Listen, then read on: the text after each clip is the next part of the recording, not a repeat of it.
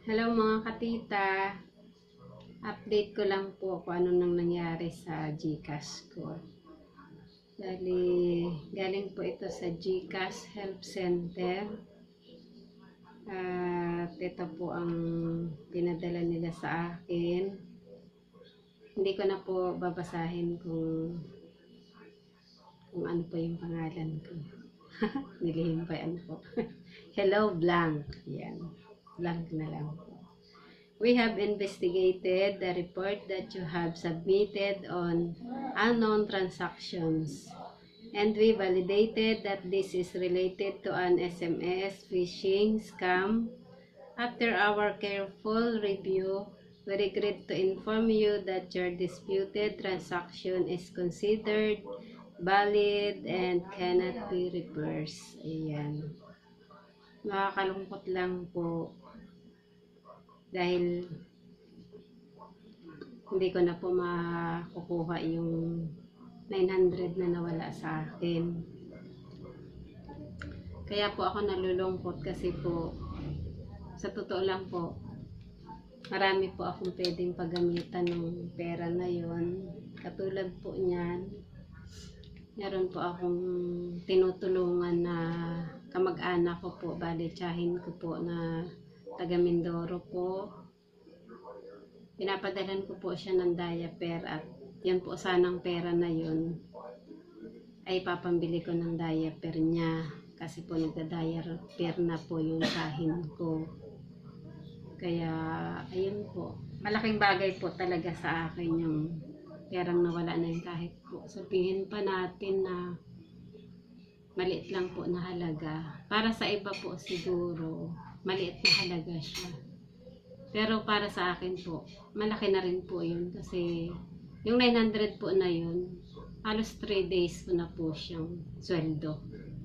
Nagtatrabaho po ako bilang kasambahay, lang po kaliit yung sweldo ko, pero okay lang po yun sa akin kasi ang sa akin lang naman po ay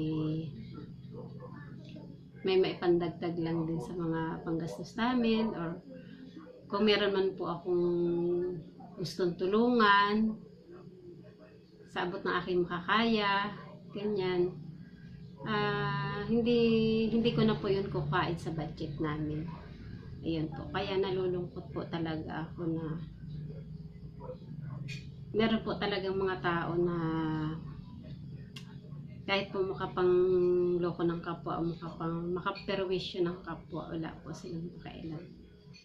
Samantalang po may mga tao po na nagtatrabaho ng tama para lang po kumita.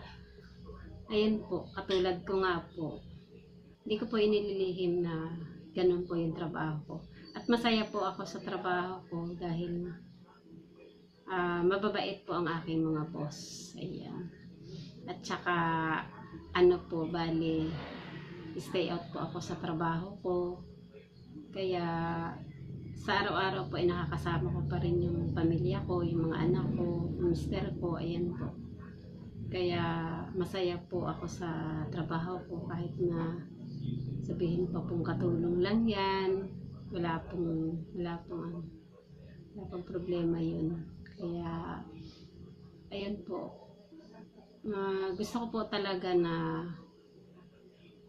kahit pa paano po ay makatulong sa mga kamag-anak ko o sa ibang tao.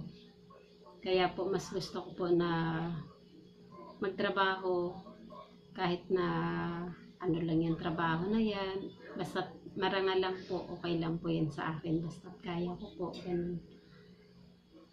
Kaya nalungkot po talaga ako nung nabasa ko po yung email sa akin ng GCash. Kaya ayun, wala na po akong magagawa. Kung wala na po talagang, hindi na po talaga siya maibabalik po natin. Yan po talaga ang buhay. Total naman po magpapasko na. Pamasko ko na lang po sa kanya yun. Kaya ayun. Ano na lang po.